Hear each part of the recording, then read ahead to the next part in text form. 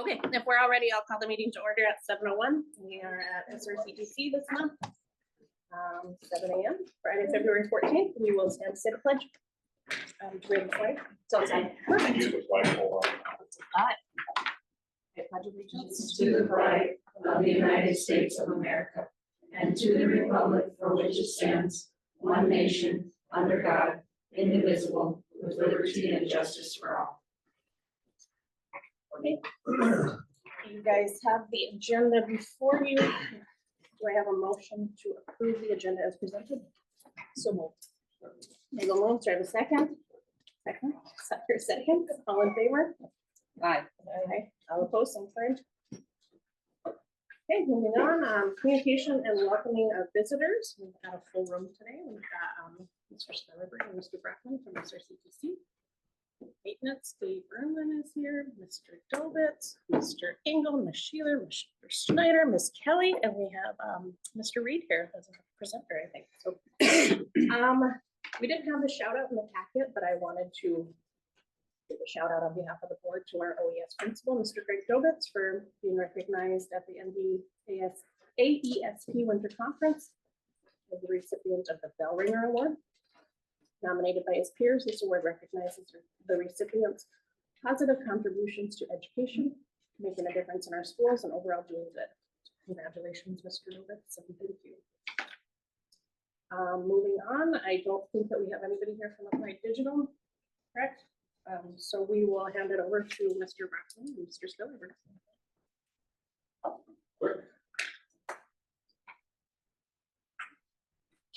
Thank you, everybody, for allowing us to host this morning.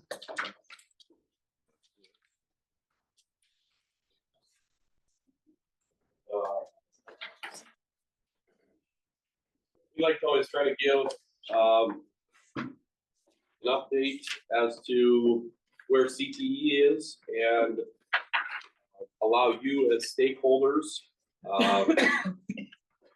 really have an opportunity to ask questions, see what else we could be doing, and how else we could be helping students for Oaks Public Schools. So it is CTE month.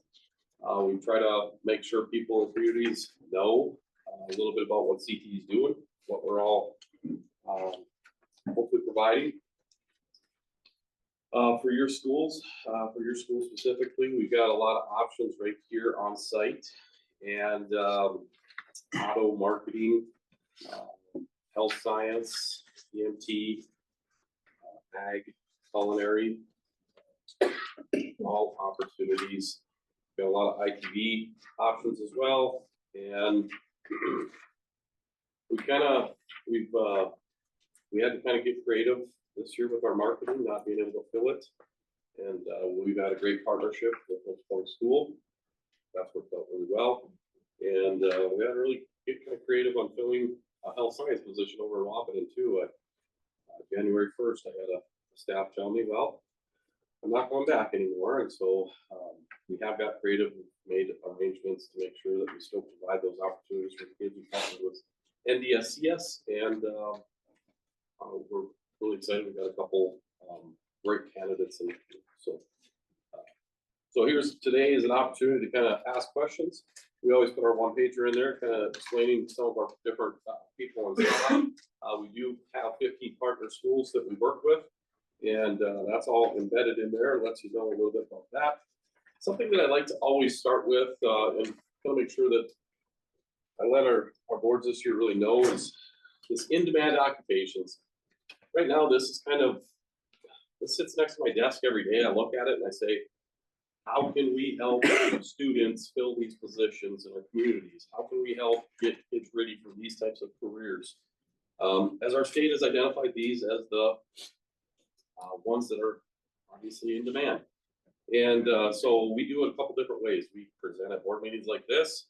We also have, I'll say, advisory committee meetings where we have stakeholder engagement opportunities for them to let us know, like, these are the things that our community needs. This is what is needed. And so just out at BSC last week, and they were letting us know that they're starting a new pathway called an AI technician.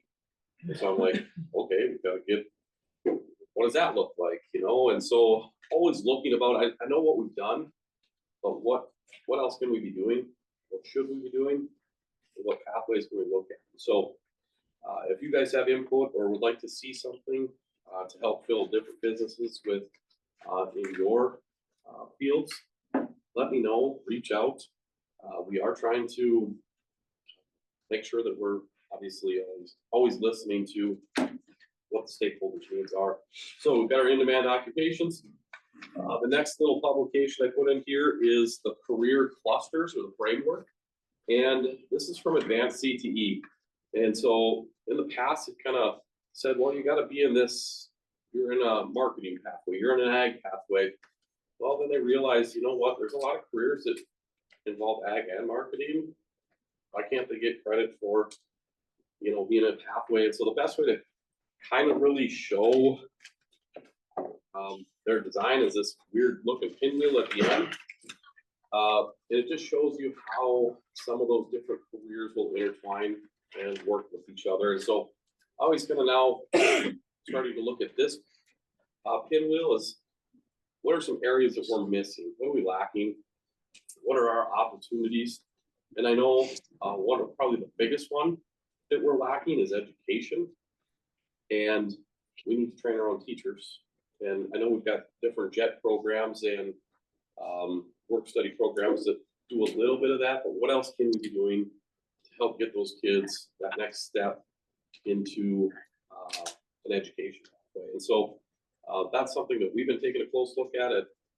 We need to probably incorporate or provide something like this. And I know this year, I believe the state provided free classes, dual credit classes for students that were going into the education pathway. I believe that's going to continue in the future. And so just looking at how we can provide more opportunities for students. So I'm always kind of looking at, you know, that in-demand occupation list, this pinwheel, we're trying to identify where our opportunities lie. And so if there's things on here, folks, that you say we really should be attacking, please let me know. Sound good? Appreciate it. And then I like to highlight what we have gotten for grants. We have a great staff out there that work hard, and I want to commend them. Almost $60,000 worth of grants internally right now. I would say that's on par for what they've done in the past. And so just a nice, I'd say, opportunity. We did provide some Oak students some dual credit funds we had applied for. We got a dual credit through the Choice Ready grants, and also got a, I'll say, online or Center for Distance Ed opportunity funding as well. And so what I can say is we're trying to apply for funds for kids to offset costs. Assessment wise, we try to make sure that everybody knows what our assessments are. Assessments are based on your 9-12 enrollment. And we try to make sure that these are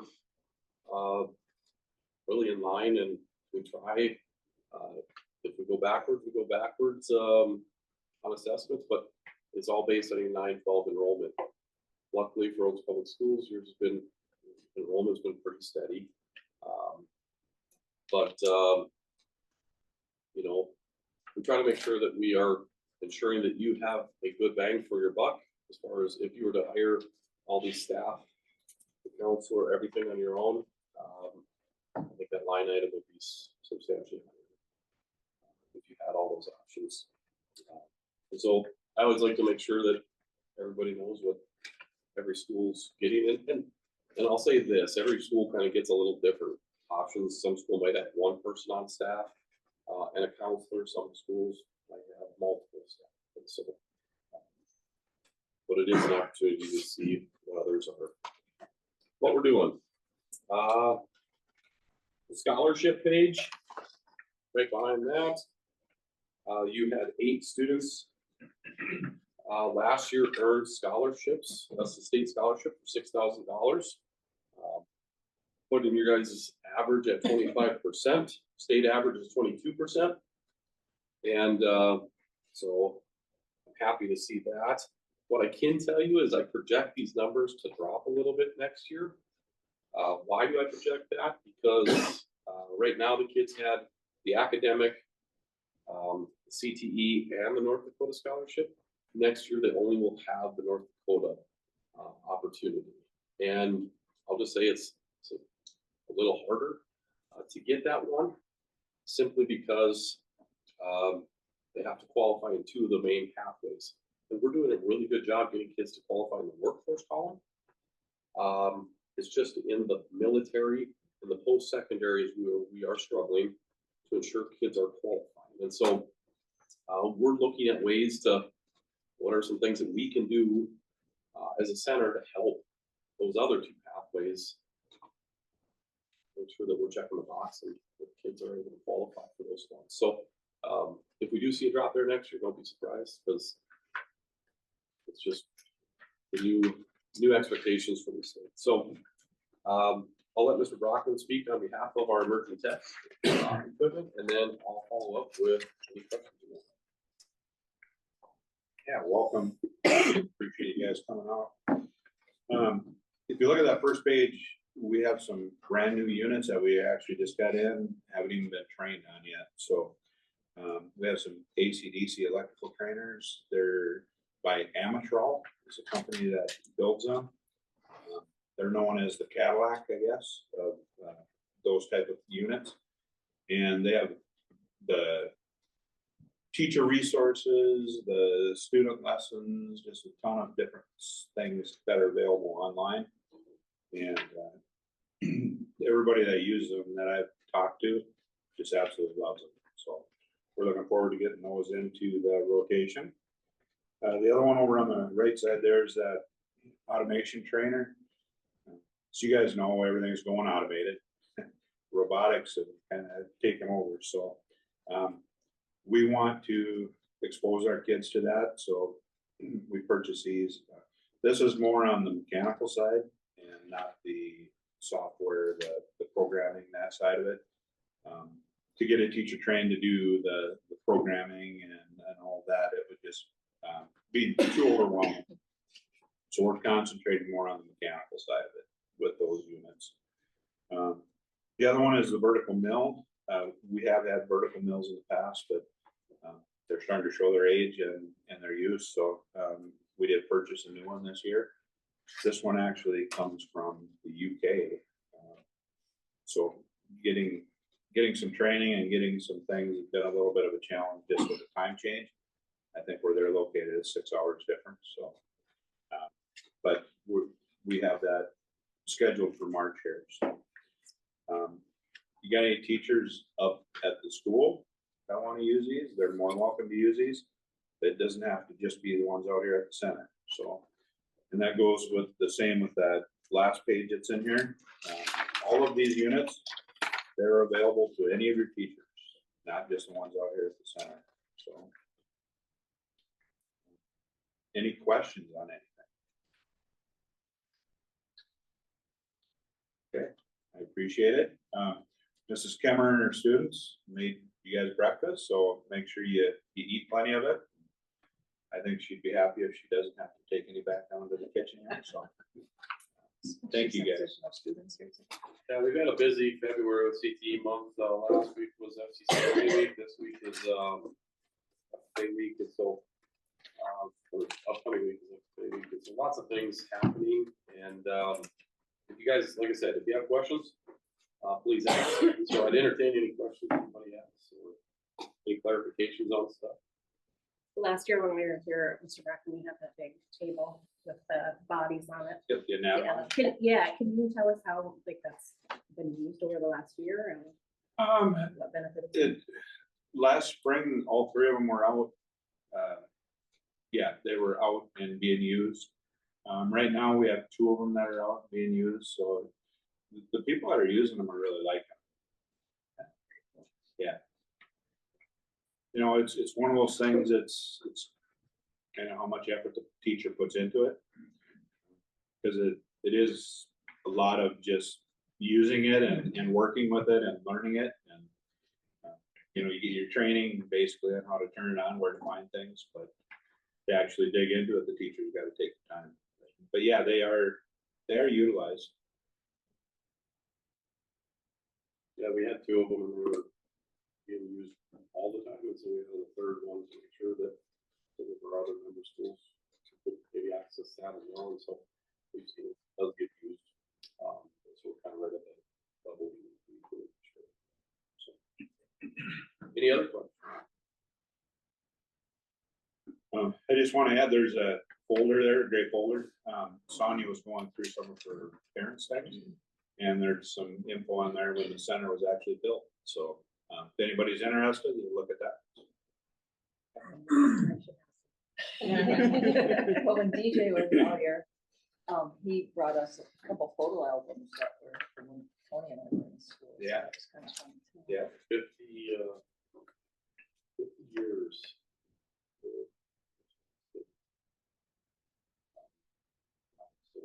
could repass it to our community. Oh, sorry. So, yeah, I believe, what is it for the center? It's like 51 or 52, because there were some things going on prior to the building. And the building was built in 75, so it was the building installed. I believe there were some classes and things that were taking place before that through the center. It's been great. Thank you guys very much. Thank you. Moving on to item 2, student outcome goals and guardrails, goal progress monitoring number 2. And this is Seth. Great. And we've got some guests here today that were kind enough to get up early and come, so. I mean, I've got your questions that you had asked in the packet, so if you think of some other ones as we're going through, then just shout them out, and if Mr. Dovis, you want to add something, that sounds great. So if you look at all three of our GPMs, 2.1, 2.2, and 2.3, I believe that we're on track. At 2.2, we're below our goal line, but if you look at last year, the difference between the beginning of the year and the end of the year, I believe that we will meet that goal. Again, as we enter into the second winter testing, we'll have to, we all seem to have that dip that when it comes into our second winter testing, but we're aware of that. We're working on it. Teachers are talking about it.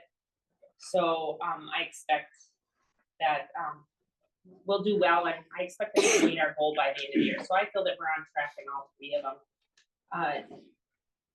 We purchased, I talked about this, and then the teachers that are here are going to present on that, and then the students. We purchased those intervention programs for both the high school and for the elementary. So we purchased spring math for the elementary and Get More Math for the high school. And again, the teachers will address some of those. So what those are is they're tier 1 interventions. So what that means is, and that was one of the questions in the packet, was that these are things that are done with whole classes, but then you can also break it into individual lessons, because then the teachers get feedback on what skills the kids are missing. And we're visiting with Mr. Schneider the other day, and he can explain it better than I can, just simply because he's using it, and Ms. Sheeler. But one thing that I was disappointed in, and we've had so many conversations about this, and Greg and Jordan just went up to a principal meeting, is the A+ data isn't, I don't know what would be the word, vibrant or as useful as it was last year, because last year in the high school, they actually got individual scores for standards, so they were able to see that right away. And in the lower elementary, but this year they're not getting that kind of data. All they're getting is a score, and okay, we can say we're above the state or where we're at, but we don't know what standards that the kids are missing or what we need to work on, and that's the information that we're looking for. But that data is still available in 4, 5, and 6, but not P1, 2, right? No, Other way around. Has there been a reason for that? Oh, that's a great question. Yeah, and I think I kind of addressed it in the answer to the question that was asked. Basically what we've been told is they're building their bank of questions as they administer these interim assessments.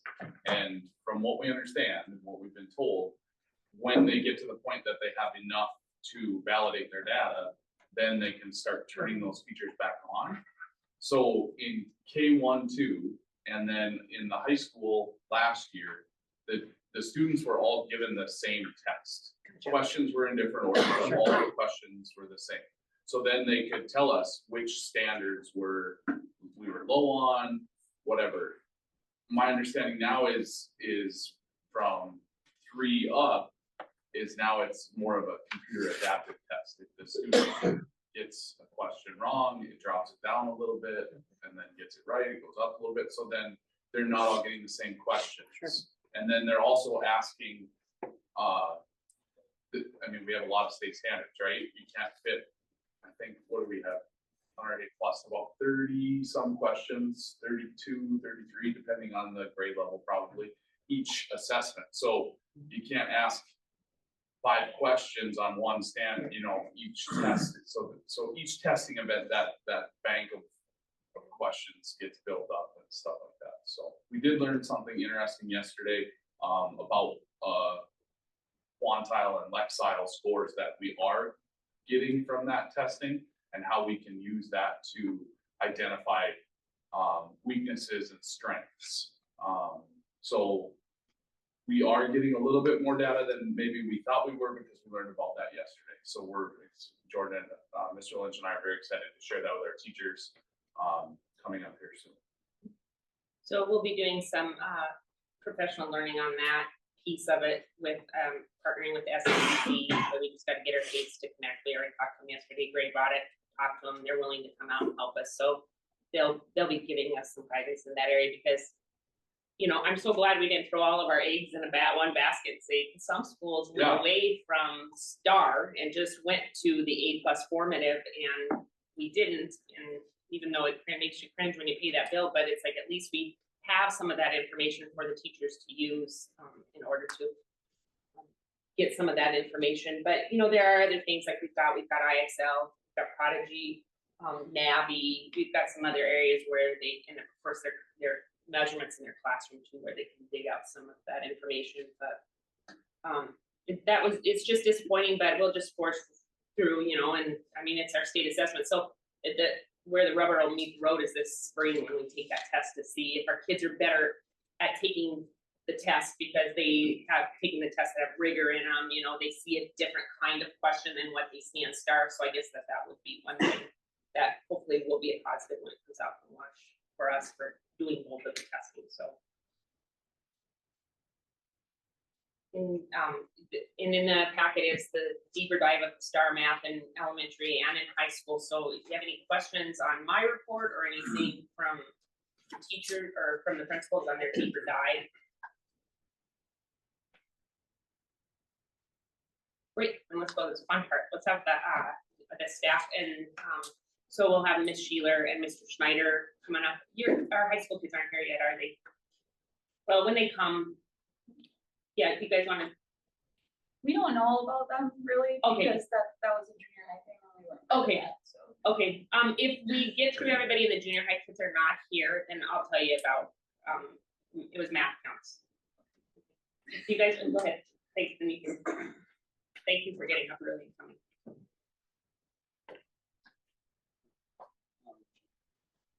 Just some screenshots. I'll just sit here, you guys can- So we're gonna talk about our Get More Math. This kind of started, what I think is really good about is last spring when we went to Fargo for one of our conferences, we learned about a forgetting curve. I don't know if I'm going to show you guys that forgetting curve, but it just talks about how, like, when you learn something the first day and then after one day, you know, you can forget up to 80% of it, but if it's reintroduced or reviewed, you know, it can go back up to 100%. And as you keep doing it after so many days, you forget less and less, and that helps stick. I'm sure some of you kind of remember going through maybe high school, or you learn something, you study for the test, and then you never do it again, you forget about it, right? You see some of that, especially when we take our assessments at the end of the year. Some of those things that we've learned earlier, they have no idea how to do anymore. So this Get More Math is basically to help us with spiral review.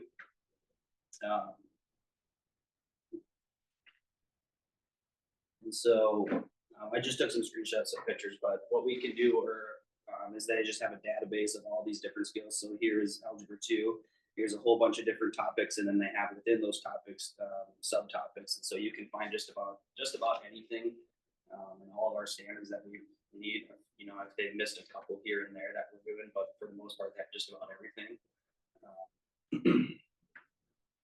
And so here's some things that we can see on there. So this is kids that if they're working on it. I forgot to take one over actually with a student, but there was a kid working on it. So you can see what the assignment that they're working on, or if they're working in spiral review, you can see how many points they have to get. So the points, how that works is they have to get it right on the first try to get a point. If not, they can still fix it. But then that prevents them just trying a bunch of different answers, and hopefully they get the right one and then move on. They actually got to solve it and get it right to get that point. And so then it keeps track of points you earned a day, and then you can go back and look at how many points they've earned on what days to see that progress. And then it also has a little timer since the last they got one correct. And so like one thing I've done is I've had a whole class period where they're going, and you know, you can look, it's immediate, so it counts on the screen for you. You know, so if there's a kid that hasn't got one right in 8 minutes, you know, you can go and go help them and go figure out and look at the screen. Okay, this kid hasn't got one right in 6 minutes, and go help them. You can just basically bounce around the entire room if you need to. You can click right on the kid and see the question that they're working on. You can send them a message, and Sheila's done that where some kids don't like when you come up to, so you can just send them a message to give them a little jump start on how to get that going. So that part's pretty neat. Yeah, I've definitely used the message feature. I got some kids that definitely don't like being like singled out, even though you're helping everyone. So you just send a little message, be like, hey, think about this, and they usually get it right. But yeah, it's pretty cool. Like you said, the spiral review is really key, especially for our underclassmen. They don't state test their freshman year; they just state test at the end of their sophomore year. But that test that they take is over everything we've taught them freshman and sophomore year. So we really need those guys to like retain that information. So we are really focusing on the spiral to get them to hopefully retain that information, because we were definitely seeing that they would remember it for a few days and then a lot of them would forget it. So it's really key. And the assignments on there, when you create them, they make you get 3 points or so. You can adjust it, but they say get 3 points on each skill. And then there's always 8 spiral review questions per assignment. If you put them on there so that they make sure that you're getting that, going back and touching the old ones while also working on the current. So. Then you can see some of the data that it gives us. So you can see skill accuracy, and then there should also be a skill proficiency probably in the next one. So this was skill accuracy on certain ones. So, you know, on this scale, they're getting 78%. So I'd like to see that a little higher, but that's a piece of information that we know, hey, we got to work on this one a little bit, this skill.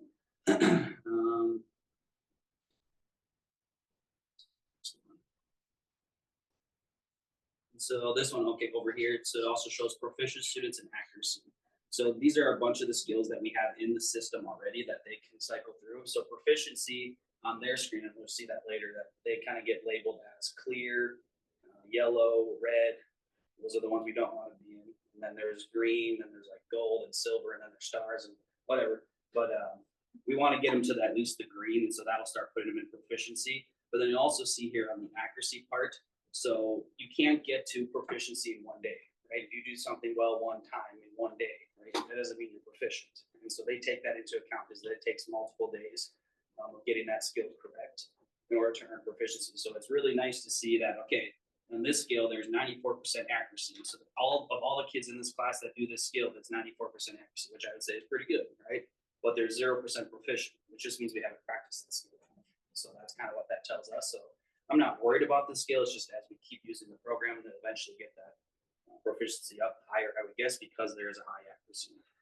And then you see like this one, 76% proficient. This one's 93% accuracy. And probably those other 24% kids just need to keep practicing. So I think that gives us some really good data.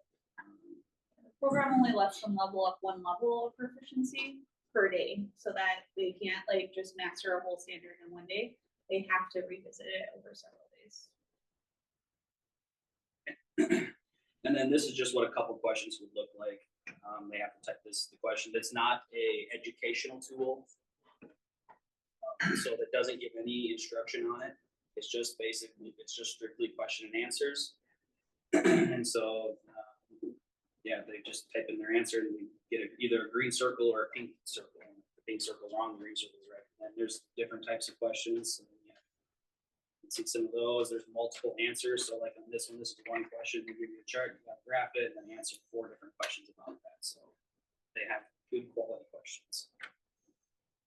A student can click show answer 10 times a day and get a new question, but it limits them to 10 times a day, so they can't just do that continually and not do anything. Kids have been using that to just, like, oh, I don't know this one, so they'll look at an answer, oh, that's how I can fit it, and then they kind of can figure it out, how to get to that answer, and they're usually good sometimes. But this is what the kid would see. So here's all the boxes. We only started this in November, beginning of December. So this student has some greens up here from the November skills, and then the December and January skills, they got a bunch of yellows, whites, and then one red on this one. And the dollar signs are where they earn the points. So those are the skills that they're allowed to work on for that day. And so they can only gain points in the dollar sign. So it makes sure that they're hitting the skills. So because you can skip some, but you can only skip so many, so that they make sure they're getting those skills that they haven't visited. So it does a really good job of keeping them getting all the way up the skills that we assigned to them. And then this is the question that they're making. And then every like 8 to 10 points that they get like a 50-second game credit when they get to play a game. So that's kind of a fun incentive for them, but it's only 50 seconds. So Yeah, it's a little more break. That's it. So So does it start over again next year? Like the same students, would they start over, or we guys does it just? So we pick the standards that they have access to. So like my algebra 1 class has access to different standards than my pre-algebra class has different standards than his geometry class. So when they enter a new class, like we'll be starting that over. But like the assignments we've made, I think stay in our system, hopefully. So. Because there's a little workspace you add to this, so it should stay in there. Yes. So anytime you introduce something new, you have to get rid of something. What is Nope. this replacing in your instruction? I don't think it's really replacing anything. It's something we've added in Just an addition. as part of our assignments and stuff. I really think it's quality. So like I'm willing to give up instruction days to do a spiral review because I really think that it is quality and does a really good job. That's really good to hear, because we do a lot of things, we try a lot of stuff, right, and then it's just adding one more thing to their plate, so. You know, that I congratulate them because they appreciate that you guys were willing to take it on and try it, and then they've been giving feedback, which has been helpful, you know, because if it's not working, let's stop buying it, let's stop using it, but the fact that I said, no, we need to keep this is good, that we're finally getting something that's working, right? Right, like we've known for at least a year now that like the retention piece was something we were lacking. And that we needed to do some sort of spiral review, but trying to come up with that on our own was almost an insurmountable task. So this program has really allowed us to hit what we know we needed. Do they use that, get more math in junior high too, or is it just? Yes. Yeah, there's also an exam feature, which we haven't done that trick yet, but this is a lawyer has done it, and she's tried it, but it seems like it's pretty easy. You can retest with whatever skills, and then if they get questions wrong, it gives them a retest on the ones they got wrong, not the ones they got correct. So I haven't tried it yet because I haven't done training yet, so we're still learning the entire system. We haven't learned it, so.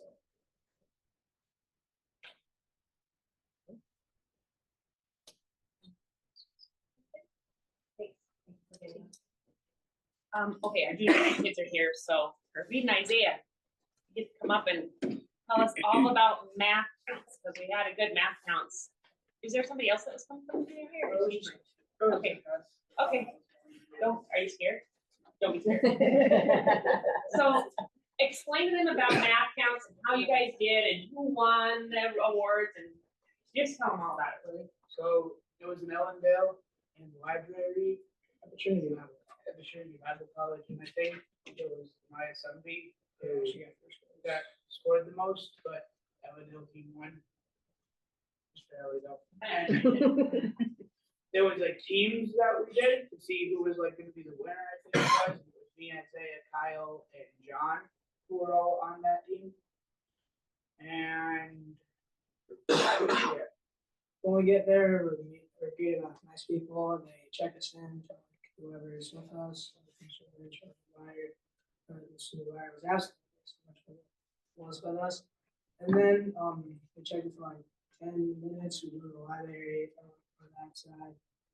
We sit down, play on the phone, there's coffee, hot chocolate, and water there. We took a 40-minute test. Yeah, it's called like a speed test, and then after that, we take like these 2 question tests every 6 minutes, and then it's on different sections.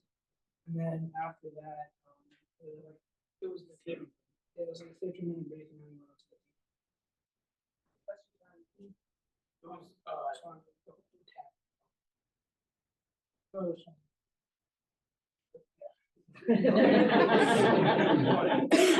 So were the questions hard, or did you feel like you knew what to do on them? Well, on the 40-minute test, like the first page was pretty easy, but then it got a lot harder. What were some of the hard questions? What were the things that? Like interslopes and something about pyramids. I didn't understand the last part. What was hard about the group? Or what did you enjoy about it? The group part? Yeah. Well, that we could ask other people if we needed help instead of just us by ourselves. Did you have fun? Yeah. Yeah. And so does Maya get to go to state? I'm pretty sure, because we're gonna announce it after like everything happens in like the Dickie County area. And I'm guessing that's actually got first. So was it just you guys in Ellendale that competed, or were there other Yeah, it was schools there? just us. It's county based, right? There's a county level and then there's a region level. So Maya won the county, and then she has to wait to see. There's usually 2 counties that they'll decide who goes to state from there. So I mean, they did really well. I was getting updates from Mr. Lynch. He's like, kids are doing really well. So we're proud of you. Hope you had a good time. Thank you guys for doing that. Good job. Thanks for coming in this morning. Make sure you grab some breakfast. That was the highlight. Okay, now, Miss Kelly is here to present for the elementary. Is that too confusing down at that airport? Well, It's the Kelly. to the kids, but we make it work. The tall one, the short one. It's not Okay, so we're here to present on Spring Math, the intervention program that we started in the elementary, just our 4th through 6th. Spring Math is a whole class-wide intervention. We use it every day. It's kind of taken our place of our original warm-up. We used to do about 40 multiplication facts or whatever skill we were on, and it's kind of taken over that spot. So I'm gonna let Wyatt kind of talk about his point of view of it as a student. And I think it challenges us in a good way though. So, it's really hard. Oh, sorry. It challenges us, but that's a good thing because I feel like we need to learn some of those skills. And then when we're done, so we have a solo sheet and then we have a partner sheet. So we get 4 minutes on the partner sheet, and one partner gets to do it for 2 minutes, and then the second partner gets to do it for the other 2 minutes. And then after we do that, we take our solo math or spring math, and then so that's for 2 minutes only. And then at the end of the week on Friday, she needs to count them up, and then the median of all the scores is if we pass or not. So like the median this week is 13. So if we have like 5 people who get 1 right and then the rest get 16, the median will be 16. yeah, he did a great job of that. Yeah. Yeah, so yeah, like you said, every day they come in. And what I am really enjoying about Spring Math is it's a 5-day setup. So so today, Friday, I'll put in all the scores of the week, and then it will generate everything that we need for next week. So then that's where all of their partner worksheets and their individual worksheets come from. Another thing I like about Spring Math is it sees the students' strengths and weaknesses, and it partners them up based on that. They pick the partners. I can maybe be like, oh, these 2 kids are gonna work well together, and then I can, mess with it a little bit. But But yeah, no, we've talked about our goals a little bit. So for example, yeah, this week we are doing 16 the dividing questions for the sixth graders. And the median goal is 13. So I'm like, okay, most of us have to be at that 13 point. And we've kind of talked about our goals with that. We're gonna have a little Valentine's Day party if we pass our goal this week. So yeah, no, but we're seeing really good things with it. What I like is it's quick. I like that it's the whole class. It's not just single kids doing it. Yeah, no, I've really enjoyed using it. I feel like it's been helping us out, kind of going back to the basics. Helps me also see where maybe some students are, because then I'm able to walk around when they're doing their partner work and I can see where I can help students more, what skills maybe that they're lacking, so. A lot of times the partners are actually grouped with a higher performer and a lower performer. And like Wyatt explained during that 4 minutes, the first 2 minutes, one of the kids is working. And they have to talk about how they're doing their problem, but the other kid acts as a guide or a checker, or they're a resource. So they're collaboratively talking about how to solve those problems, and then it switches. And then they do their solo test that Wyatt talked about after that collaborative test. It's not always the same problem. Sometimes it is the same problem. So, and so they get their practice, and then they're assessed on that skill. Yeah, I've really enjoyed seeing some of the kids, you know, we call it, okay, partner number 1, you're the teacher right now, like your job is to teach partner number 2, you know, watch over and stuff. So it's been fun to see the kids, you know, work together, and, you know, me putting different kids together too, you get to see that as well. So you like it, right? Oh, yeah, I think it's fun. I like the challenge. Yeah, because to get 16 long division problems in 2 minutes, it's been tough, but yeah, no, it's really challenging. So. Yeah, so these teachers have gotten this stuff thrown at them in the middle of the year, like, hey, let's try this, because keeping that goal in mind, you know, we know looking at our data, we need to make changes. So they've been willing to take on, you know, hey, let's try this, and, you know, do their best effort at it. And it's making some differences for us. So the investment of time and money is staying focused on those goals.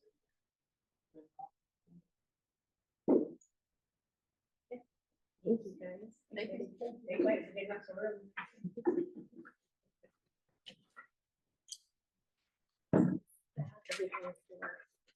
Okay, so that's everything for our GPM goal number 2 math. Could I get a motion to accept this? So moved. Okay, moves, do I have a second? Carlson seconds, all in favor, say aye. Aye. All opposed, same sign. Moving on to guardrail progress monitoring, number 2, effective instruction. Okay, so you can see on element 1A, that we dropped a little bit, and I explained in my response that if you remember right, our baseline was established by teacher self-evaluation.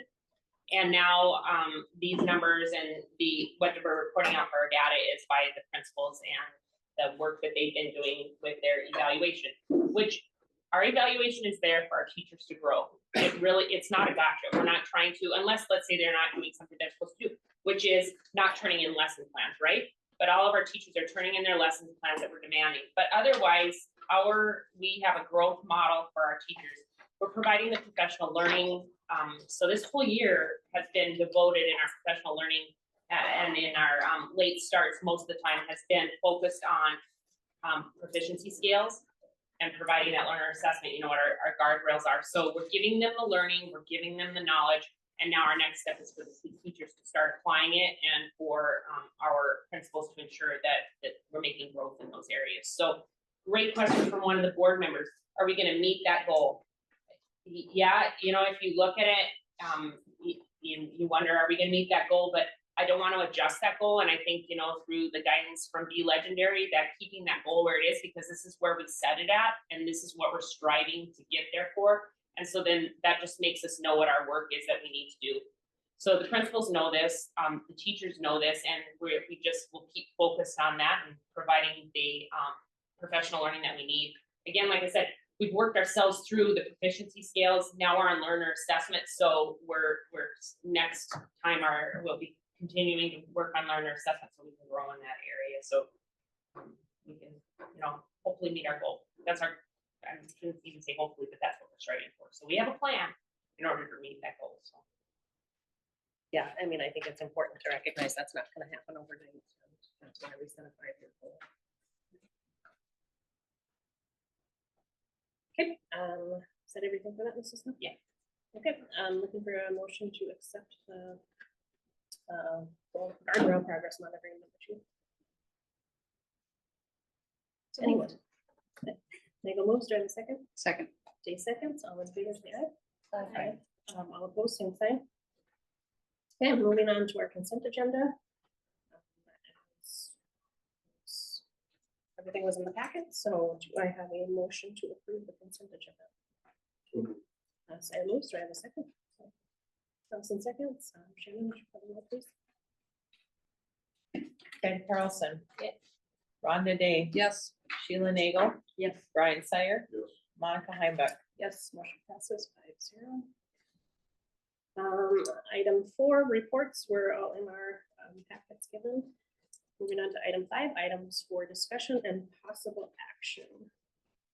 We received a petition for recognition from the Oaks Education Association, so I would seek a motion to approve the negotiating unit as presented pursuant to North Dakota Century Code 15.1-16-10. The Oaks Education Association hereby requests that the Oaks School Board recognizes as an appropriate negotiating unit all employees licensed to teach or approved to teach by the Education Standards and Practices Board and applied primarily as a classroom teacher. For the motion to approve that. Motion. Nagel makes the motion. Do I have a second? Second. Dave seconds. Shannon, would you call the roll on that, please?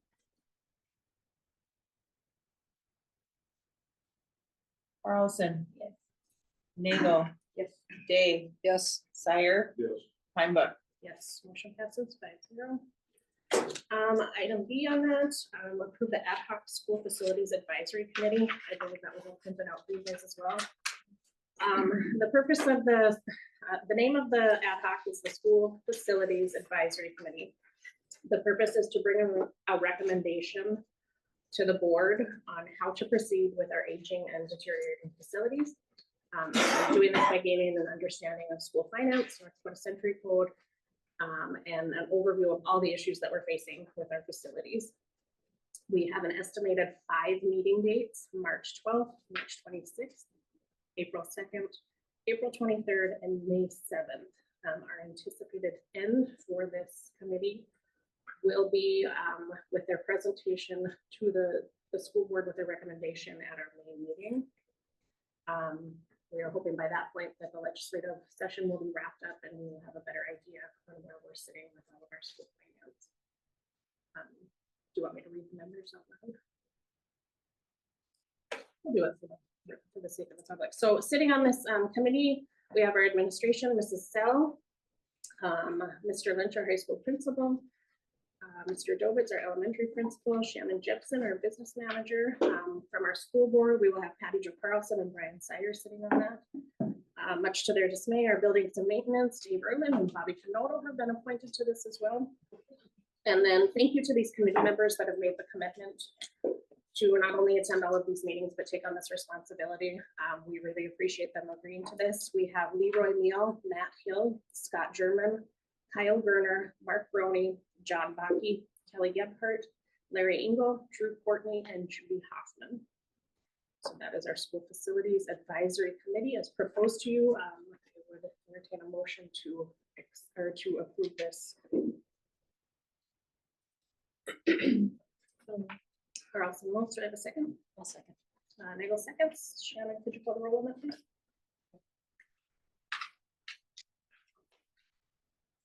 Carlson. Sire. Yes. Nagel. Yes. Day. Yes. Heimbach. Yes, motion passes 5-0. Looking forward to our future meetings. Our regular meeting is scheduled Friday, March 14th. Please keep an eye out. I will send out the stuff for the superintendent evaluation that needs to be completed at this meeting because we have a deadline of March 15th. And then our regular meeting on Friday, April 18th. Also, please be aware that we will probably be scheduling some special meetings going into our negotiation here. So we have set deadlines that we have to meet to approve stuff. So just be aware of that and ask everyone to try to be flexible. Anything else? Are we gonna be ordered? I just want to say that we regrettably accept Kathy Warren's Yes. resignation. Yes. I wanna call that out. to We appreciate her. She will be dearly missed and we wish her the best on her. We'll be On her opening retirement. that up today to the staff and then on Monday to the. We'll be. All right, anything else? All right, I'll declare the meeting adjourned at 7:52.